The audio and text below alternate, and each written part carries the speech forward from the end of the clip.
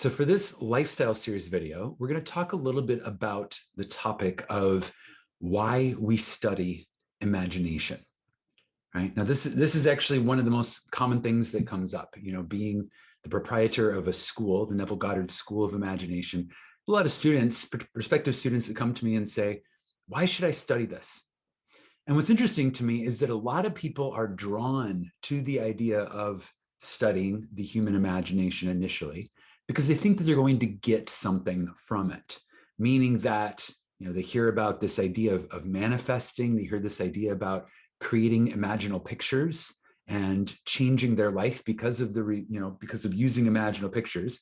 And that attracts them to this idea of, well, if I can just learn how to use my imagination, if I can just learn how to use and create imaginal pictures to create my life, then that right there is a good enough reason for me to study the imagination. And while I think that that's a great start, that's a great initial motivator for this idea of why should I study imagination, I'd also, particularly in this video, like to offer a slightly different or perhaps slightly larger or more expanded perspective on why it is important to study the human imagination. And the basic idea here is that when we really tune into and examine and explore the things that make us think and be, we can use them in ways that we're not currently using them now.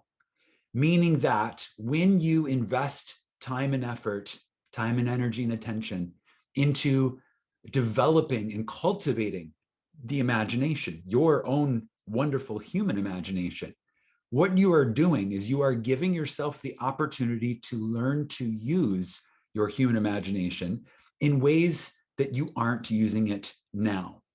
And that right there is the number one reason why you should study the imagination, because there's things that you can do with the imagination that perhaps you're not doing right now, and you're not going to know what those things are until you venture in and begin to study it. Now, here's the thing. In the age of the internet, self-education is free.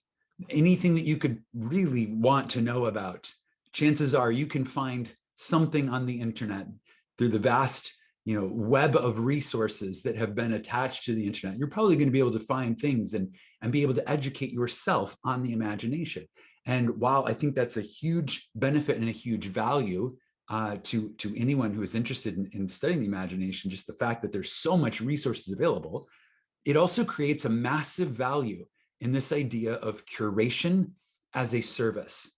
Curation as a service, meaning finding someone, whether it be me and my school of imagination, or another teacher or coach or mentor, someone who has walked the path ahead of you, who can come back to you and say, look, these are the important things that you need to know about the human imagination to really make your journey complete, right? These are some of the key skills that you need to understand and implement to really be able to master the imagination. These are some of the key ideas to which the imagination can be applied. Here's some ideas and exercises for how to train and how to grow the imagination. And the reason why this is important is because we all have blind spots. Each and every one of us, we simply have blind spots. And when we're studying a new topic, unless we engage in that topic with a structured exploration, meaning that there's a plan, a strategy for how to go about learning, chances are we're going to end up missing some key information. There's blind spots that are best filled in through the use of strategic learning, a strategic approach to learning.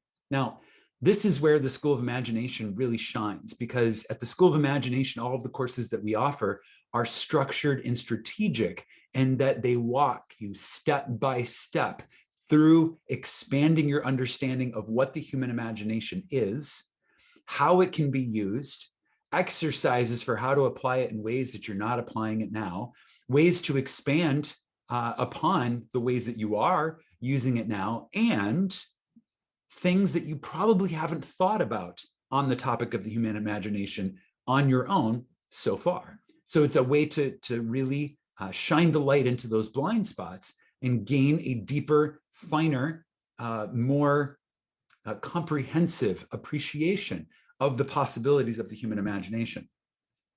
So to sum that up, the reason why it's important to study the human imagination, in particular, take a course on the human imagination, is because it's going to enable you to structure your exploration, to really guide you in a way where you know that your training is comprehensive. You know that your blind spots are being filled in with the assistance of a mentor and fellow students.